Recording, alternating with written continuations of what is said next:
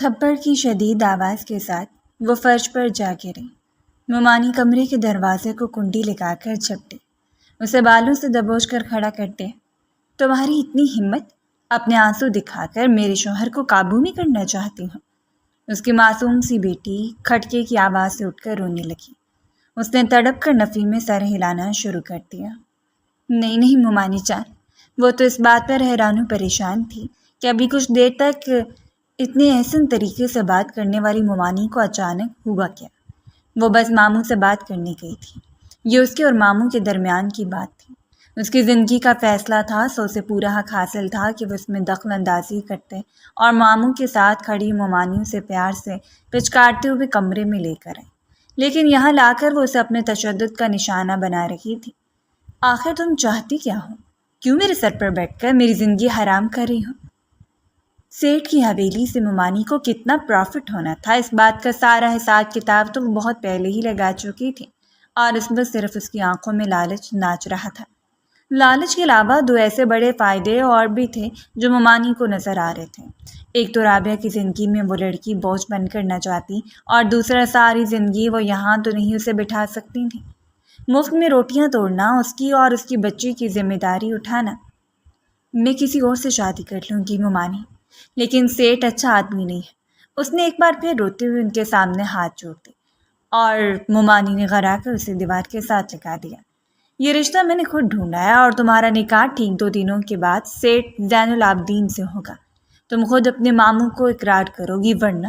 دھمکی امیز نظروں سے اسے دیکھتی نعمانی نے دانستہ طور پر بات کو ادھورا چھوڑ دیا، اور وہ سہم کر ان سے دور ہوئی۔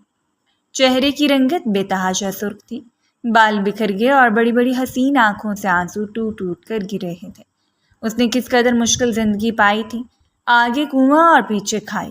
وہ کچھ بھی نہیں کر سکتی تھی، کچھ بھی نہیں، سوائے تڑپنے کے، اور اسے وہیں چھوڑ کر اس کی بیٹی پر ایک نظر ڈال کر گویا اسے جتایا گیا کہ وہ اپنا نہیں تو اپنی بیٹی کے متعلق سوچے۔ اور نعمانی کے باہر جاتے ہی اس نے لپک کر نور کو بازو میں بھر لیا۔ وہ اسے بے تحاشا چومتی جا رہی تھی۔ کاش دلاور اسے کبھی چھوڑ کر نہ جاتا، کاش اس کی زندگی اسی طرح گزر جاتی جس طرح گزر رہی تھی، لیکن اس شخص نے چھوڑنے کی جلدی کر دی، وہ جس نے ساتھ مرنے اور جینے کی قسمیں کھا رکھی تھی۔ نور کو سینے سے لگائے وہ ادھر سے ادھر ٹہلتی جا رہی تھی۔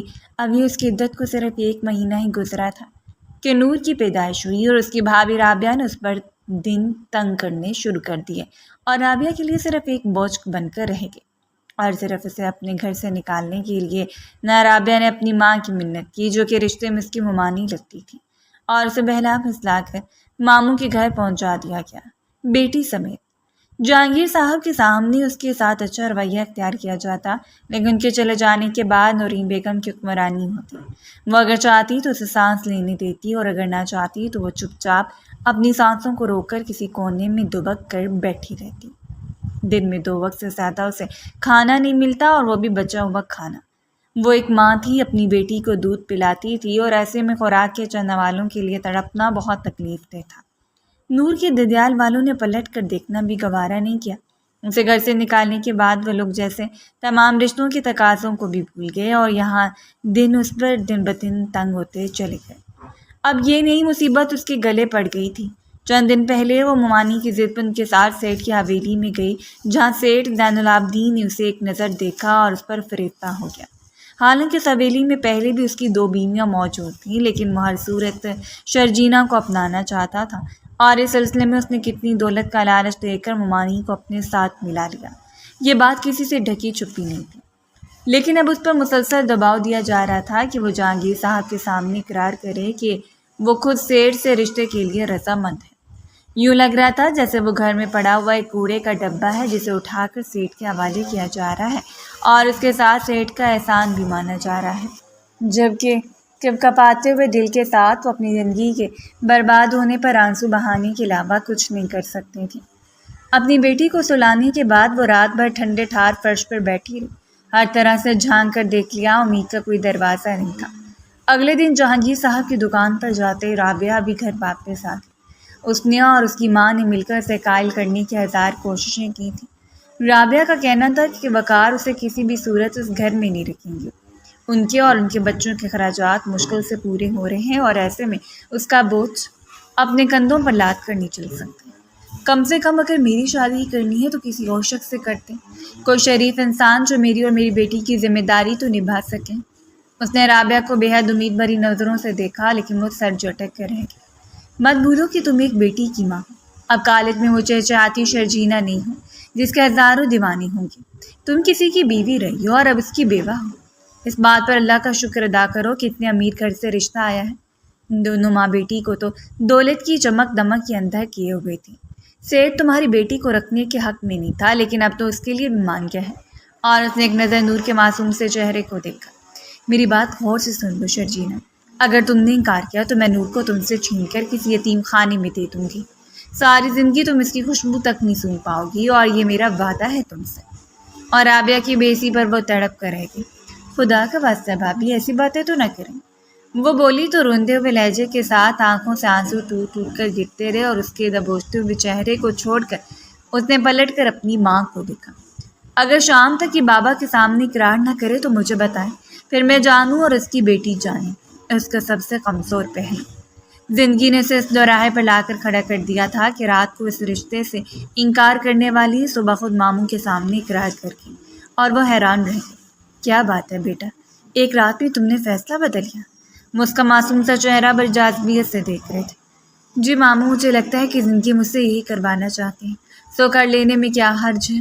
وہ بولی تو آنسوؤں کو آنکھوں تک نہیں پہنچنے دیا، اور نورین بیگم نے فوراً سے تھام کر گلے سے لگا لیا۔ اللہ میری بیٹی کے مقدر اچھے کرے، مجھے تو رابعہ سے ذرا کم نہیں لگتی۔ اگر میری بیٹی نے فیصلہ کر لیا ہے جہانگیر صاحب، تو اب آپ بھی ضد چھوڑ دیں۔ 2 دنوں کے بعد سیٹھانی جی نکاح کے لیے آنا چاہ رہی ہیں تو انہیں آنے دیا جائے، ورنہ وہ نہ جانے کیا کچھ ماموں سے کہہ رہی تھی۔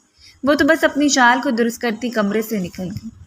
وہ رات اور آنے والی ہر رات اس کے لیے اذیت کے علاوہ کچھ نہیں تھی۔ اس دن نکاح کی تیاریاں اپنے عروج پر تھیں۔ سیٹھ زین العابدین نے شاید اچھی خاصی رقم دی جو ممانی بھاگ بھاگ کر شاپنگ کرتی پھر رہی تھی، اور اس خریداری میں رابعہ ان کا بھرپور ساتھ دے رہی تھی۔ وقار نے تو پلٹ کر بھی اسے نہیں دیکھا، ایک بار بھی اسے ملنے نہیں آیا، یا پھر اتنا ہی کر لیتا کہ اسے آخری بار اپنے گھر سے رخصت کر دیتا۔ وہ سارا دن اس کا انتظار کرتی رہی۔ رابعہ کی زبانی اسے معلوم ہوا کہ نکاح کے وقت ہی وقار آئے گا۔ یہ تقریباً دوپہر کا وقت تھا جب ممانی نے اسے تیار ہونے کے لیے کہا۔ نور کو مجھے پکڑا دو اور کپڑے تبدیل کرو، زین تمہیں لینے آ رہا ہے۔ اور وہ میز کا کونا صاف کرتی سر اٹھا کر انہیں دیکھنے لگی۔ کس لیے؟ وہ کیوں آ رہے ہیں؟ اس کا پورا وجود کانپ کیا تھا۔ آج رات وہ جس کے نام ہونے والی تھی اس شخص سے اس قدر گھبرا رہی تھی تو خدا جانے زندگی کیسے گزرتی۔ کیا مطلب ہے تمہارا؟ کیوں لینے آ رہا ہے؟ نکاح کے لیے جوڑا لینا ہے، اور یہ تو تمہارے نصیب ہیں کہ زین تمہارے ساتھ لے جانا چاہتا ہے۔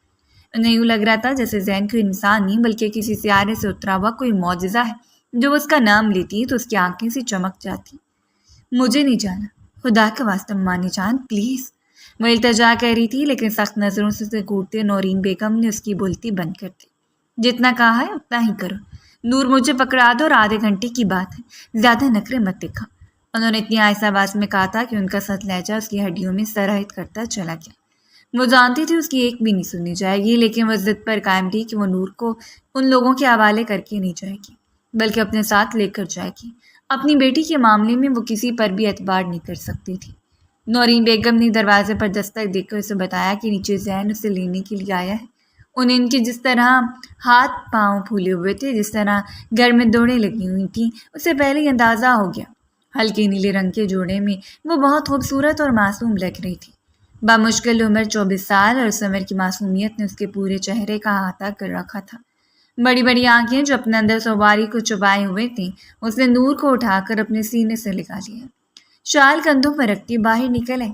سیڑھیاں اترتے ہوئے اس نے لاؤنج میں شان سے بیٹھے ہوئے شخص کو دیکھا تھا جو کم سے کم 45 برس کا لگ رہا تھا۔ سفید لباس، بڑی بڑی مونچھیں اور بڑی بڑی سرخ آنکھیں جو مکمل طور پر شرجینہ پر جمی ہوئی تھیں۔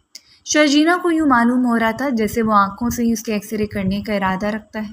سلام کرتے ہوئے سر جھکا کر صوفے کے قریب بیٹھی سیٹھ زین العابدین کی پشت پر کھڑا ہوا گارڈ دوسری جانب رخ پھیرے ہوئے تھا۔ ماموں بھی سربراہی کرسی پر بیٹھے ہوئے تھے۔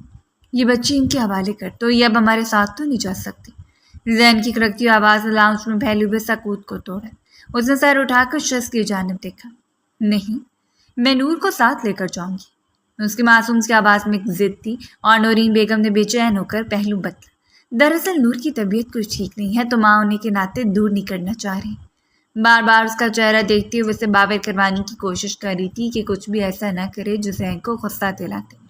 ماموں، میں نور کو ساتھ لے کر جاؤں گی۔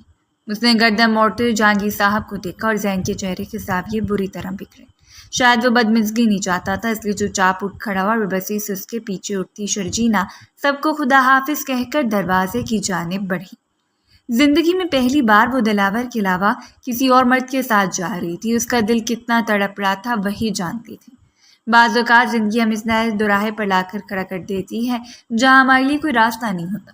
اگر ہم خود بھی راستہ تلاش کرنے کی کوشش کرتے ہیں تو بھی ہمیں اسی طرح قید کر دیا جاتا ہے کہ سوائے خود حالات کے رحم و کرم پر چھوڑنے کے ہم کچھ نہیں کر سکتے، کچھ بھی نہیں۔ گاڑی سڑک پر رواں دواں تھی۔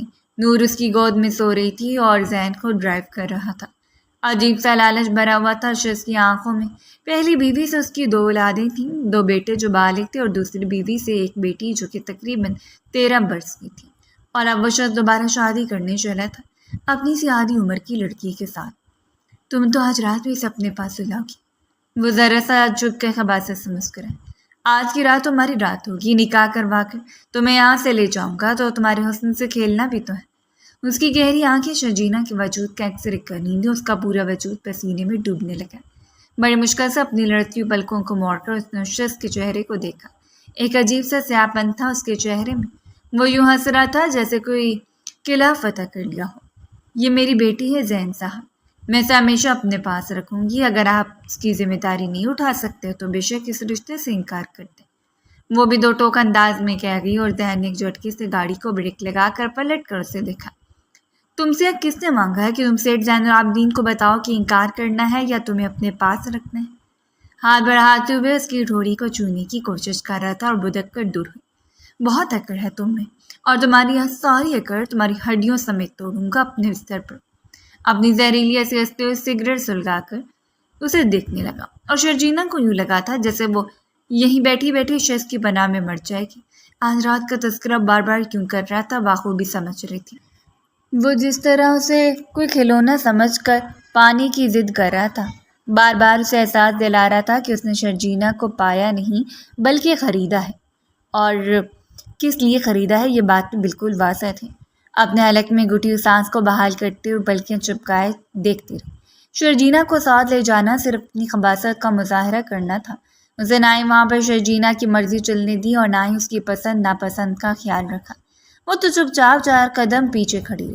اپنی مرضی سے ایک جوڑا منتخب کرتے ہوئے وہ دوبارہ کاؤنٹر کی جانب آیا اور اس کا مطالبہ سن کر چند قدموں کے فاصلے پر کھڑی ہوئی لڑکی سر سے پاؤں تک سرخ ہو گئی۔ اپنے لبوں کو دانتوں میں دبا کر اس نے بے بسی سے اس شخص کو دیکھا تھا جو چمکتی ہوئی نگاہوں سے اسے دیکھتے ہوئے بے باک سے ڈریس کو پیک کروانے کی بات کر رہا تھا۔ سیل گرل نے اسے فوراً پیک کر دیا۔ اس نے ملازم کو اشارہ کیا اور وہ آگے بڑھ کر سامان اٹھا کر گاڑی میں رکھنے کے لیے گیا۔ وہ پلٹی تھی جب وہ ذرا سا اس کے قریب آتے ہوئے جھکا۔ ایک جوڑا خریدا ہے تاکہ لوگ تمہیں دیکھ سکیں، تمہاری خوبصورتی کو دیکھ کر زین العابدین کے انتخاب کی داد دے سکیں۔ اس کے قریب سے مہنگے کلون اور سگریٹ کی ملی جلی بس آ رہی تھی۔ وہ کسمسا کر دور ہونے لگی، لیکن وہ اس کے بازو کا دبوچے کھڑا تھا اور ایک جوڑا اپنے لیے خریدا۔ ایک رات کو تمہیں پہناؤں گا پھر۔ اور وہ اسے زیادہ کچھ سن ہی نہیں پائی اور کڑی نظر اس کے چہرے پر ڈالتے ہوئے وہاں سے پلٹ گئی، گاڑی کی جانب چلی گئی اور وہ دیر تک اس کی پشت کو دیکھتا رہا۔ ایسے ہی تو اسے لڑکی چاہیے تھی، اس کی ٹکر کی، جسے وہ چیختا چلاتا اور دیکھتا، جس کی اکڑ کو توڑ کر وہ فتح یاب ہو جاتا۔ گھر میں مہمانوں کی آمد ہونے لگی اور ان مہمانوں میں اس کا بھائی بھی شامل تھا۔ وہ بڑی دنیا میں اس کا واحد سہارا تھا۔ وہ کمرے میں اس سے ملاقات کرنے کے لیے آیا تو لپک کر اس کی جانب بڑھی اور اس کے سینے سے جا لگی، اور وقار نے اس کے سر پر ہاتھ پھیرتے اسے خود سے دور کر دیا۔ آف وائٹ کلر کی شرارے میں دل فریب لگ رہی تھی۔ بیوٹیشین نے مہارت سے اس کے چہرے کو میک اپ سے سجا دیا، ہاتھوں میں گجرے ڈالے، لائٹ سی جولری کے ساتھ اس کا وجود دمک رہا تھا۔ ایک دفعہ پہلے بھی وہ دلہن بنی تھی، شوق رنگوں میں نہائی ہوئی، لبوں پر مسکراہٹ بکھیرے، اور آج سوگوار سا حسن لیے وہ وقار کو بڑی بے بسی سے دیکھ رہی تھی۔ بھائی ایک بار آپ اس شخص سے مل تو لیتے۔ نرمی سے اس کا ہاتھوں کو تھامتے ہوئے اس کی آنکھوں میں دیکھ کر اس نے التجا کی اور وقار نے ہاتھ اٹھا کر اس کے سر پر رکھا۔ تم فکر کیوں کر رہی ہو؟ ماموں ممانی نے دیکھا ہے، وہ تمہارے لیے اچھا ہی فیصلہ کریں گے۔ سارے جہاں سے اندھا وہ شخص، ہر کسی کے فیصلے پر آنکھیں بند کر کے اعتبار کرنے والا، جس کی بیوی نے جو کہہ دیا سو وہی 100% ٹھیک تھا، اور اس کی جانب سے بے اعتنائی کو محسوس کر کے وہ خاموش بیٹھ گئی۔ باہر بارات آ چکی تھی۔ کچھ ہی دیر کے بعد اس کا نکاح تھا، اور خود کو قسمت کے رحم و کرم پر چھوڑے ہیں وہ چپ چاپ سر جھکا کر بیٹھی تھی۔ نور کو اس کے قریبی کزن نے اٹھایا ہوا تھا۔ وہ کھلکھلا کر مسکرانے والی بچی کہاں سمجھ سکتی تھی کہ اس کی ماں کے دل پر کون سی مصیبت ڈھائی جا رہی ہے۔ کچھ دیر کے بعد نکاح کے لیے باہر لے جانے کا حکم ہوا، اور سہارا دے کر اسے باہر لے جایا گیا۔ باہر شان و شوکت سے بارات آئی تھی، وہی مغروری، وہی پیسے کی پاور، مٹھائی کی ٹوکریاں، اور ان سب میں بڑے دھڑلے سے بیٹھا ہوا سیٹھ زین العابدین، جو ٹانگ پر ٹانگ رکھے قاضی صاحب کو اشارہ کر گیا۔ وہ اس کے پہلو میں سمٹ کر بیٹھے تھے۔ نہ جانے کتنے لوگوں نے افسوس سے اسے دیکھا، اور نہ جانے کتنے لوگوں نے بس یہی اس کی زندگی تھی جسے اس نے گزارنے کے لیے نہ جانے کتنے جتن کرنے تھے۔ اپنی آنکھوں میں آئے آنسوؤں کو بمشکل روکے ہوئے وہ سر چکا کر بیٹھی رہی۔ قاضی صاحب نے نکاح شروع کیا۔ وہ شخص کے نام ہونے جا رہی تھی جو آج رات اسے لوٹنے کا مکمل بندوبست کر چکا تھا۔ وہ جانتی تھی صرف ایک رات نہیں، اسے ہر رات لوٹے گا۔ شرجینہ ذوالفقار، دکتر ذوالفقار احمد، تمہارا نکاح 5 لاکھ حق میں راج الوقت سیٹھ زین العابدین ولد سیٹھ احمد علی سے پڑھایا جاتا ہے۔ کیا آپ کو نکاح قبول ہے؟ ایک بار پوچھا گیا، دوسری بار وقار اس کے قریب کھڑا تھا۔ جہانگیر صاحب چند قدموں کے فاصلے پر بیٹھے اسے دیکھ رہے تھے۔ سب لوگ اس کے منتظر تھے، اور تبھی داخلی دروازہ ایک دھاڑ سے کھلا۔ وہ جو لوگ اس کے جواب کے منتظر بیٹھے تھے انہوں نے بے اختیار پلٹ کر دیکھا، اور پولیس کو اندر آتا ہوا دیکھ کر نہ جانے کتنے لوگوں کی آنکھوں میں حیرت ابھری۔ وہ بھی سر اٹھا کر دیکھتی رہی۔ ماموں جان کے چھوٹے سے صحن میں پولیس آفیسر چہرے پر سنجیدگی تاثرات سجائے اس نکاح کی محفل کو دیکھ رہا تھا۔ شاید وہ بروقت پہنچ گیا۔ یہ خدا کی طرف سے کوئی مدد تھی، یا پھر ایک ایسی چال جس کا شکار ہو کر وہ مزید پھنسنے والی تھی، لیکن وہ بے یقین ہو کر بیٹھی رہی۔ سیٹھ زین العابدین، آپ کے لیے اریسٹ وارنٹ ہے میرے پاس، میں آپ کو گرفتار کرنے کے لیے آیا ہوں۔ اس نے آگے بڑھ کر اپنی پشت پر ہاتھ باندھتے ہوئے ڈائریکٹ سیٹھ کی آنکھوں میں دیکھا، اور وہ گڑبڑاتے اٹھ کھڑا ہو۔ یہ کیا بکواس کر رہے ہو تم جانتے بھی ہو کہ تم کس کے علاقے میں کھڑے ہو؟ S B? پچھلے کچھ دنوں سے وہ سن تو رہا تھا کہ علاقے میں آیا ہوا ایس بی تباہی مچا رہا ہے، لیکن اسے زیادہ غور نہیں کیا۔ آج وہ اس کے سامنے کھڑا تھا۔ بالکل جانتا ہوں، تبھی تو تمہارے سامنے کھڑا ہوں۔ اریسٹ کر لو اسے۔ اس کے حکم کرنے کی دیر تھی۔ اس کے گارڈز کی پرواہ کیے بغیر 2 کانسٹیبل آگے بڑھے، اسے ہتھکڑی لگانے لگے۔ بحث و مباحثہ حد سے بڑھتا جا رہا تھا۔ لوگوں کی سرگوشیاں، عجیب نظریں، لیکن بے یقین ہو کر ان سب کو دیکھتی جا رہی تھی۔ آنکھوں میں بڑے آنسو جیسے پلکوں پر جامد ہو گئے۔ اس نے اللہ پاک کا کرم رابعہ کے ہاتھوں سے اپنی بیٹی کو اٹھا کر سینے سے لگا لیا، اور کانسٹیبل کھینچتے ہوئے سیٹھ کو وہاں سے نکال کر لے گئے۔ سیٹھ کے گھر والے بھی بھڑک بھڑک کر آگے بڑھے تھے۔ جیسے اسے گاڑی میں ڈالا گیا، اس کا باپ بھی فوراً گاڑی لے کر اپنے بیٹے کے پیچھے ہی نکلا۔ بند کریں آپ لوگ بھی نکاح کا ڈرامہ۔ اٹھے محترمہ، آپ بھی میرے ساتھ چلیں، آج رات آپ تھانے میں رہیں گی۔ وہ ہڑبڑا کر شخص کو دیکھنے لگی۔ جہانگیر صاحب اور وقار فوراً آگے بڑھے۔ یہ کیا کہہ رہے ہیں ایس بی صاحب؟ ہماری بچی کا کیا قصور ہے؟ جہانگیر صاحب نے اسے اپنے ساتھ لگایا تھا، اور ایس پی شاہزم علی خان نے پلٹ کر اس کا چہرہ دیکھا۔ دلاور کا بہترین دوست ہونے کے باوجود پہلی مرتبہ اسے دیکھ رہا تھا۔ بڑی بڑی بھیگی ہوئی آنکھیں، بہت کم عمر اور معصوم دکھائی دے رہی تھی۔ آپ کی بچی کے حوالے سے کمپلین ہے کہ ایک مجرم کے ساتھ تعلقات میں کچھ تفتیش باقی ہے جو ہم ان سے بھی کرنا چاہتے ہیں۔ کیوں لگ رہا تھا جیسے وہ مکمل انتظامات کر کے آیا ہے؟ لیڈی کانسٹیبل سے آگے بڑھ کر اسے پکڑ لیا، اور بغیر کسی کی سنے وہ جس خاموشی سے ماموں کے گھر رہنے آئی تھی اس رات چپ چاپ اپنی بیٹی کو سینے سے لگا کر نکل گئی۔ سیٹھ کی دلہن بننے سے بہتر تھا کہ ایک رات تھانے میں گزار لیتی۔ اسے معلوم تھا اگر وہ یہاں رہے گی تو ہو سکتا ہے ممانی آج رات ہی اس کا کام تمام کرتے۔ انہیں اس بات کا صدمہ کم تو نہیں ہے کہ جو رقم انہوں نے سیٹھ سے حاصل کی تھی، اب جب کہ نکاح نہیں ہوا تو ہو سکتا ہے انہیں وہ رقم واپس کرنی پڑے، اور ان کے تعلقات بھی خراب ہوں، اس لیے اس قید سے نکل جانا ہی بہتر تھا۔ لیکن حیرت انگیز بات یہ تھی کہ کچھ ہی دور جانے کے بعد اسے معلوم ہوا کہ وہ تھانے نہیں جا رہی، بلکہ جب گاڑی ایک شاندار سے گھر کے سامنے رکی تو اس نے پلٹ کے ایس پی کی جانب دیکھا۔ یہ آپ مجھے کہاں لے کر آئے؟ وہ لوگ جیسے بھی تھے لیکن اس کے اپنے تھے، اور ان کی گرفت سے نکل کر پہلی بار اس کا دل دھڑکا، اور شاہزم علی خان ہی پلٹ کر اس کا چہرہ دیکھا۔ اس بار بڑی تفصیل سے اس کا جائزہ لے رہا تھا۔ یہ میرا گھر ہے، یہاں آپ محفوظ ہیں، اس لیے بے فکر ہیں۔ مختصر سی بات کہہ کر اس نے گردن موڑی، لیکن ذرا سا آگے جھکتے ہوئے اس نے جھک کر اس کا چہرہ دیکھا۔ آپ کے گھر میں میں کیسے محفوظ رہ سکتی ہوں؟ مجھے تھانے لے کر چلی۔ سرخ و سفید رنگت کی مالک کی لڑکیوں سے حقیقت میں پاگل لگ رہی تھی۔ یعنی آپ تھانے میں محفوظ ہیں، آپ جانتی بھی ہیں وہاں آپ کے ساتھ کیا سلوک کیا جائے گا۔ وہ اب اسے ڈرانے کی کوشش کر رہا تھا جو گاڑی سے اترنے کا نام ہی نہیں لے رہی تھی۔ ساری رات آپ کو کتوں کی طرح ماریں گے۔ سیٹھ کے آدھے سے زیادہ جرم تو آپ نے پہلی پھینٹی میں ہی قبول کر لینے ہیں، اسی لیے نیچے اتریں۔ ہلکا سا مسکرا کر اسے چمکتی ہوئی آنکھوں سے دیکھتے اترنے کے لیے کہہ رہا تھا۔ وہ خود بھی اس لڑکی کو اپنے گھر میں لانے کے حق میں نہیں تھا، لیکن پس مچ کہانی کچھ اور تھی۔ اپنی بڑی بڑی خوفزدہ آنکھوں کے ساتھ اسے دیکھ کر نیچے اترے۔ اندر جاتے ہی شاہزب نے اسے ملازمہ کے حوالے کر دیا۔ انہیں یہ کمرہ دکھا دیجیے اور ان کے کھانے کا بھی خیال رکھے گا۔ دلاور کے گزر جانے کے بعد اس کی زندگی کی خوشگوار ترین رات تھی۔ وہاں اس کی کوئی کپڑے موجود تو نہیں تھے اور اس بھاری بھرکم لباس میں وہ کمفرٹیبل نہیں تھی، اس لیے اس نے ملازمہ سے کپڑے لانے کے لیے کہا تو کچھ ہی دیر کے بعد ایک مردانہ شرٹ اور ڈھیلا ڈھالا ٹراؤزر وہ دے کر گئی۔ وہ شخص دیکھنے میں شریف لگ رہا تھا۔ اسے پناہ بھی دی اور دوبارہ پلٹ کر اس کے کمرے تک بھی نہیں آیا۔ کھانا کھا کر کمرے کے دروازے کو لاک کرتے ہوئے وہ نور کو اپنے پہلو میں سلا کر لیٹ گئی۔ حیرت انگیز بات یہ تھی کہ یہاں نور کے فیڈر تک ہر چیز کا انتظام تھا۔ یوں لگ رہا تھا جیسے یہاں لانے والے کو پہلے سے معلوم تھا کہ وہ اسے یہاں لے کر آئے گا۔ اس ڈھیلے ڈھالے ٹراؤزر میں وہ دل فریب لگ رہی تھی۔ میک اپ ریموو کر کے اس نے جوڑے میں الجھے بالوں کو سنوار کر اونچا جوڑا بنا لیا۔ پہلی بار آئینے میں دیکھ کر آنکھیں مٹکاتے ہوئے مسکرا دی۔ ایک ٹھنڈی سانس خارج کرتے ہوئے اس نے خود کو پرسکون کرتے ہوئے پروردگار کا شکر ادا کیا۔ فائنلی سیٹھ سے اس کی جان چھوٹ گئی، چاہے طویل عرصے کے لیے نہ صحیح، لیکن کم سے کم اس کے بھائی اور ماموں کے سامنے سیٹھ کی اصلیت تو آ چکی تھی۔ اب وہ آسانی سے ان کے سامنے ڈٹ کر انکار کر سکتی تھی، اور صبح گھر واپس جانے کے بعد اس کا ارادہ تھا کہ وہ وقار اور جہانگیر صاحب کو ساری حقیقت بتا دے گی کہ کیسے رابعہ اور ممانی نے اسے دھمکا کر قائل کیا تھا کہ وہ سیٹھ سے نکاح کرنے کے لیے مان جائے۔ بہت ظلم اور ذلت سہ لی ہے اس نے، اب مزید نہیں۔ اگر اپنے لیے خود قدم نہیں اٹھائے گی تو کون اٹھائے گا؟ یہ سوچتے ہوئے اس نے پرسکون ہو کر آنکھوں کو بند کر لیا، یہ جانے بغیر کہ صبح اس کے لیے کون سی قیامت کی ہجیاں لے کر آنے والی ہیں۔ صبح کا آغاز اس کی زندگی کو یکساں بدل کر رکھ دے گا۔ وہ ہوگا جو اس نے کبھی سوچا بھی نہیں تھا۔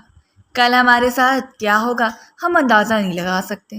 ہم آج پر الجھے ہوئے لوگ ہیں جنہیں بس آج کی فکر ہوتی ہے۔ صبح دروازے پر ہونے والی زوردار دستک سے وہ بیدار ہوئی۔ دستک اتنی زوردار تھی کہ اس کے ساتھ ساتھ نور بھی ہڑبڑا کر اٹھی۔ وہ دروازے تک گئی تو ملازمہ نے اسے بتایا کہ نیچے اس کا انتظار کیا جا رہا ہے۔ ان کپڑوں میں نیچے جانا اسے کافی معیوب لگ رہا تھا، لیکن اس کے پاس اور کوئی راستہ نہیں تھا، اس لیے اسے بڑے دوپٹے میں خود کو ڈھانپتے ہوئے نیچے چلی گئی۔ شاید وہ ناشتہ کر کے اپنے کمرے میں جا چکا تھا۔ ملازمہ نے ناشتہ اس کے سامنے رکھا اور اس نے کچھ دیر میں جلدی جلدی نوالے لے کر اپنا ناشتہ مکمل کیا۔ چائے کا کپ اٹھا کر وہ جو ہی اٹھی وہ اسے سیڑھی اترتا ہوا دکھائی دیا۔ وردی میں ملبوس وہی سنجیدگی چہرے پہ سجایا اور چمکتی ہوئی آنکھیں، وہ کچھ دیر ٹھہر کر اسے دیکھتی رہی اور پھر پلکوں کو جھکا لیا، جبکہ مقابل نے اس کے وجود کا بڑی باریک بینی سے جائزہ لیا تھا۔ کچھ دیر دیکھنے کے بعد وہ اس کے قریب چلا آیا۔ کیسی ہیں آپ؟ نہایت شائستگی سے پوچھتے ہوئے وہ اس کی جانب دیکھنے سے گریز کر رہا تھا۔ جی ٹھیک ہوں میں، آپ پلیز مجھے گھر چھوڑ دیں یا جواب دیتی۔ اس نے ساتھ التجا بھی کر دی اور آہستگی سے سر کو ہلاتے ہوئے وہ ہلکا سا مسکرایا۔ جی آپ تیار ہو جائیں، میں آپ کو گھر ہی چھوڑنے جا رہا ہوں۔ وہ جان ہی نہیں پائی کہ اس رات کا مقصد کیا تھا، کیوں ایک رات اپنے گھر میں لے کر آیا، یہاں رکھا۔ اس کا دل چاہا کہ وہ سیٹھ زین کے بارے میں پوچھے، لیکن پھر خاموشی اختیار کی۔ کم سے کم اس کا نام لکھ کر وہ اپنے حالت کو کڑوا تک نہیں کرنا چاہتی تھی۔ واپسی کا راستہ خاموشی سے کٹا۔ پوری گاڑی میں اس کا دل فریب سے پرفیوم کی خوشبو پھیلی ہوئی تھی۔ اس کا لہجہ انتہا کا ٹھہرا ہوا اور گمبھیر لہجہ۔ وہ بات کرتے ہوئے اتنی شائستگی اختیار کرتا کہ مقابل کے دل کو دھڑکا دے۔ اسے سچ میں وہ شخص اچھا لگا۔ آج تک وہ جتنے بھی مردوں سے ملی، دلاور کے بعد وہ اکیلا شخص تھا جو عورتوں کی عزت کرنا جانتا تھا۔ جہانگیر صاحب کے دروازے پر اتار کر واپس نہیں گیا، بلکہ اس کے پہلو میں چلتے ہوئے ان کے دروازے تک آیا۔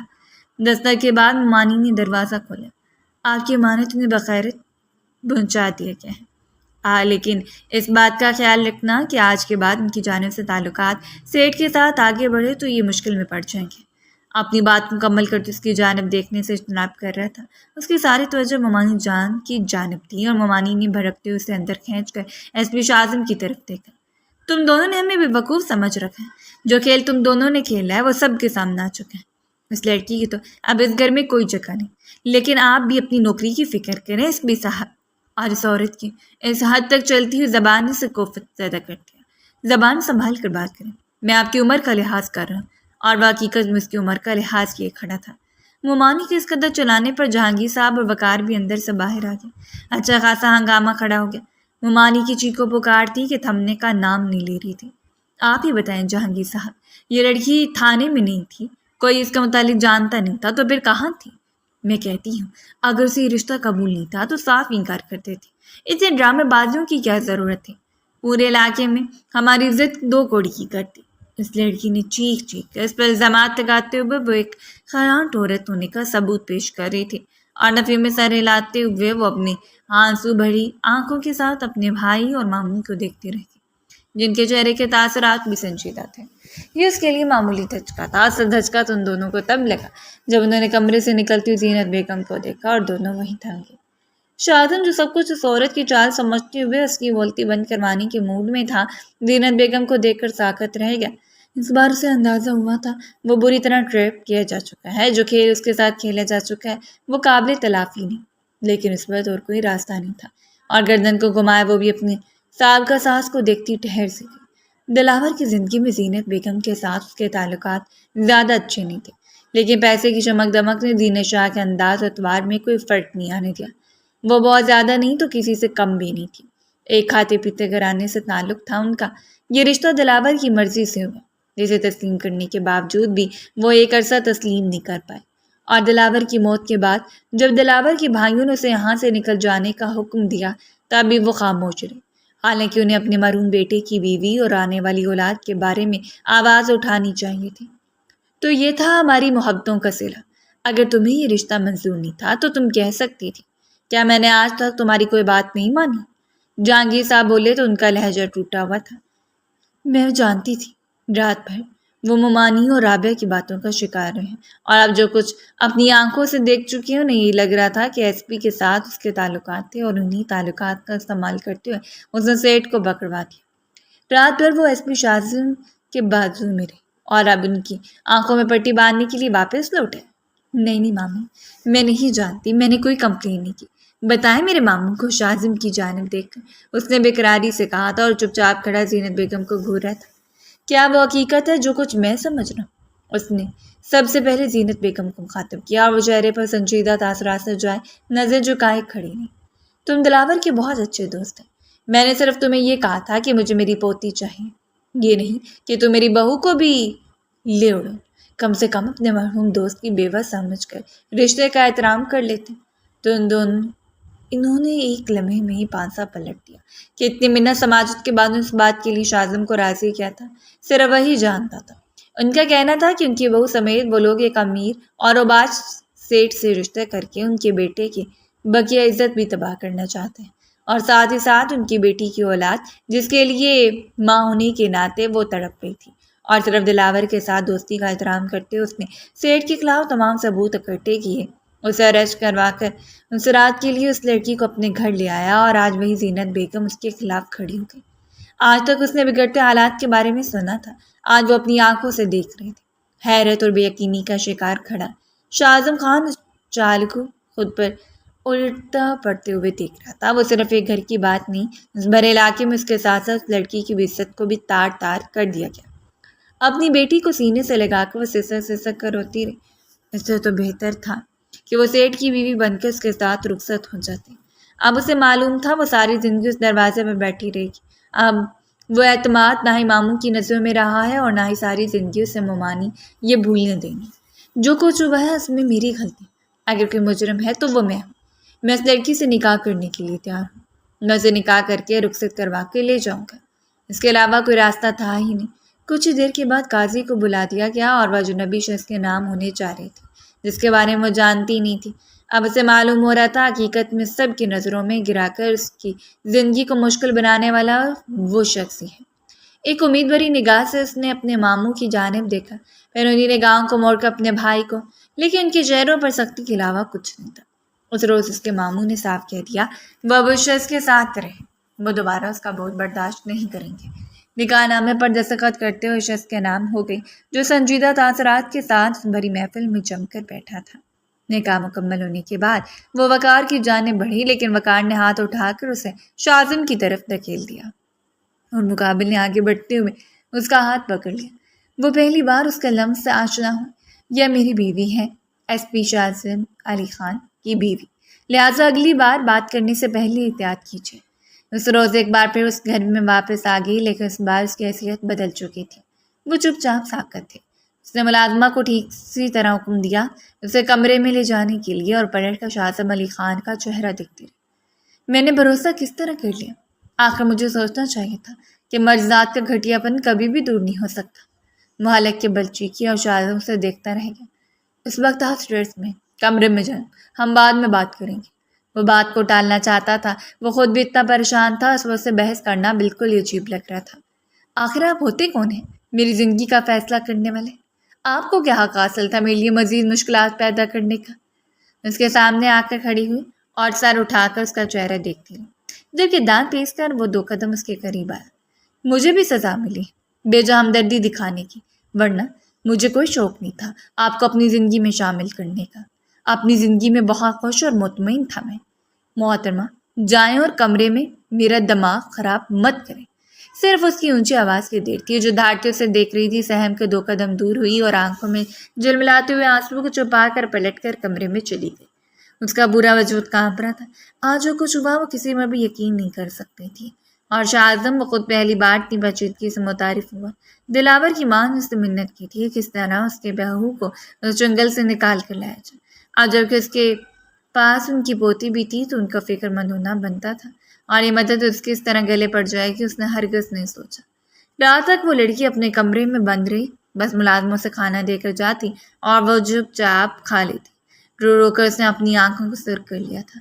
رات کے نہ جانے کون سے بہر کمرے میں داخل ہوا اور کمرے میں ہونے والے ایک اضافے نے اسے چونکا دیا۔ وہ سامنے بیڈ پر سو رہی تھی۔ اس بار اسے گھر سے نکالتے ہوئے ممانی نے اس کا سامان بھی پھینک دیا، اور شاید انہی میں سے ایک جوڑا نکال کر اس نے پہن لیا تھا۔ آنکھوں کے نیچے سرخ جگہ چیخ چیخ اس بات کی یقین دہانی کروا رہی تھی کہ اس میں سارا دن روتے ہوئے گزارتی، جبکہ متواتر اس کے چہرے کو دیکھنے کے بعد وہ دل میں ہونے والی ہلچل کو نظر انداز کیے بیٹھا رہا۔ دلاور اس لڑکی کے ساتھ خوش تھا۔ وہ نہ جانے کتنی مرتبہ اس کی معصومیت اور اس کے حسن کا تذکرہ کر چکا تھا۔ چاہے ان دونوں نے ایک ساتھ زیادہ وقت نہیں گزارا، لیکن اس لڑکی کے چہرے کی معصومیت بتا رہی تھی کہ واقعی چاہے جانے کے قابل ہے۔ لیکن اس وقت اس کے دل میں ایسا کچھ نہیں تھا، صرف اسے اسپیس لینے کی غرض، اور اس کے لیے آسانی کے لیے وہ چپ چاپ اپنے کمرے سے باہر نکل گیا۔ اس روز پہلی بار اسے اپنی ذات کے بعد اپنا کمرہ سونپا تھا، اور نہیں جانتا تھا کہ آگے جا کر اسے کیا کچھ سونپنا پڑے گا۔ صبح وہ ناشتہ کرنے کے بعد ڈیوٹی پر چلا گیا۔ ان سارے ہنگاموں میں اس کے ضروری کام پس پشت ڈالے جا رہے تھے جنہیں مکمل وقت دے کر نپٹانا چاہتا تھا۔ ایک بار اس نے کال کر کے ملازمہ سے خیر وافیت پوچھی، اور ملازمہ نے اسے بتایا کہ بیگم صاحبہ صبح سے بخار میں بھنک رہی۔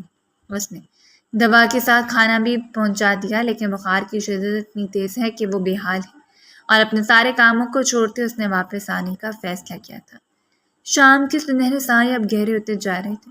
جس وقت گھر میں داخل ہوا اس کے چہرے پر پریشانی کا آثار تھے۔ وہ سیدھا کمرے میں آیا۔ ملازمہ نے نور کو سنبھالا ہوا تھا، لیکن وہ متبادر رو رہی تھی، جبکہ بیڈ پر لیٹی ہوئی لڑکی بمشکل اپنی آنکھوں کو بند کرتی اور کھولتی اپنے سرخ چہرے کے ساتھ بخار میں لپٹی ہوئی تھی۔ اس نے کچھ دیر پہلے ڈاکٹر کو کال کر دی تھی جو دوا دے کر گئی تھی۔ ملازمہ نے اسے بتا دیا کہ وہ دوا دے چکی ہیں، لیکن بخار تھا کہ بڑھتا جا رہا تھا۔ شاید وہ ذہنی طور پر اتنا ڈسٹرب ہو گئی، اس لیے بخار کی لپیٹ میں آ گئی۔ اس نے آگے بڑھ کر بے اختیار اس کے رخسار کو چھو لیا۔ تم ٹھیک ہو؟ وہ اس کی آنکھوں میں جھانکتی ہوئی پوچھ رہا تھا، اور شجینہ نے اپنی پلکوں کو گراتے ہوئے آنکھوں کو بند کر لیا۔ وہ پلٹ کر ملازمہ سے مخاطب ہوا، لاؤ سے مجھے پکڑا دو اور تم جاؤ سوپ بنا کر لے آؤ ان کے لیے۔ عمومی طور پر ملازمہ رات کو گھر چلی جاتی اور رات میں یہاں نہیں رکتی تھی، لیکن اب تو کافی دیر ہو چکی تھی اور اب اسے سارے معاملات کو خود ہی سلجھانا تھا۔ چہرے پر پریشانی کو سجا اس نے ہاتھ بڑھا کر نور کو پکڑ لیا۔ زندگی میں پہلی بار کسی بچے کو سنبھالنے کی کوشش کر رہا تھا۔ وہ جو مسلسل رو رہی تھی اس کا ہاتھوں میں آتی خاموش ہو کر اسے دیکھنے لگی۔ اپنے دونوں ہاتھوں کو مٹھی میں بنا کر اپنے منہ میں لے جاتی ہے، کافی بے چین نظر آ رہی تھی۔ شاید وہ مدر فیڈنگ پر تھی، وہ نہیں جانتا تھا، لیکن اسے اپنے ساتھ لگاتے ہوئے ادھر سے ادھر چلتے مسلسل خاموش کروانے کی کوشش کر رہا تھا۔ وہ سفید گول مٹول سا وجود اس کی موجودگی کو محسوس کر کے اسے حیران ہو کر دیکھ رہی تھی، اور اس کی آواز اور باتوں کو سن کر شرجینا ذرا سا آنکھیں کھول کر اسے دیکھا۔ اسے حیرانی ہوئی تھی، تکلیف میں ہونے کے باوجود حیرت سے دیکھتی رہی۔ وہ شخص مکمل طور پر اس کی بیٹی کی طرف متوجہ تھا۔ وہ سیٹ جو کل تک اس کی بیٹی کو دونوں کے درمیان ایک ہڈی تصور کرتا تھا، آج تک اس کی بیٹی کو صرف ایک بوجھ سمجھا گیا، اور آج ایک اجنبی شخص خود سے لگا ہلکا سا مسکراتے ہوئے اس کے چہرے کو دیکھ رہا تھا۔ اس نے نکہت سے آنکھوں کو بند کر لیا۔ اس شخص پر اسے زیادہ امیدیں نہیں لگا سکتی تھی، ہرگز نہیں۔ اب اسے کسی پر بھی یقین نہیں رہا، ذرا برابر بھی نہیں۔ اس نے چپ چاپ ملازمہ کھلائے ہوئے سوپ کو پی لیا، دوا لی اور لیٹ گئی۔ آج تو اس حالت میں تھی کہ اسے نور کا بھی خیال نہیں تھا، جبکہ نور کو دودھ پلانے کے بعد اس نے قریب ہی سولا دیا۔ وہ شخص صوفے پر بیٹھا اس کا جائزہ لیتا رہا۔ رات بھر نور کو اسی نے سنبھالا، زندگی میں پہلی بار کسی چھوٹی سی بچے کو سنبھالنے والی ذمہ داری سے نمٹ رہا تھا، اور یہ کافی مشکل کام تھا۔ اس نے چپ چاپ جب بھی اٹھنے کی کوشش کی، اس نے اس کی کوشش کو ترک کر دیا۔ وہ چاہتا تھا کہ صرف آرام کرے، جبکہ اس چھوٹی سی معصوم بچی نے اسے فجر تک سونے نہیں دیا۔ فجر کے قریب جا کر سوئی تو وہ بھی قریب صوفے پر لیٹ گیا۔ شرجینا کے اندر الجھن اور گھبراہٹ بڑھتی جا رہی تھی، بے چینی عروج پر تھی۔ نہ جانے کیوں اس کا دل ڈوبنے لگا۔ تو بیڈ سے نیچے اتری، اپنے دوپٹے کو کھینچ کے کندھوں پر ڈالتے اپنے بالوں کو سنبھال کر وہ کمرے سے باہر نکل آئی۔ باہر موسم ہلکا پھلکا سرد ہو رہا تھا۔ ٹھنڈی ٹھار ہوا میں چلتے مسلسل انہیں رویوں کو سوچتی رہی جس کے دماغ پر حاوی ہو کر اسے بیمار کیے ہوئے تھے۔ ادھر سے ادھر ٹہلتے نہ جانے کتنی دیر ہو گئی۔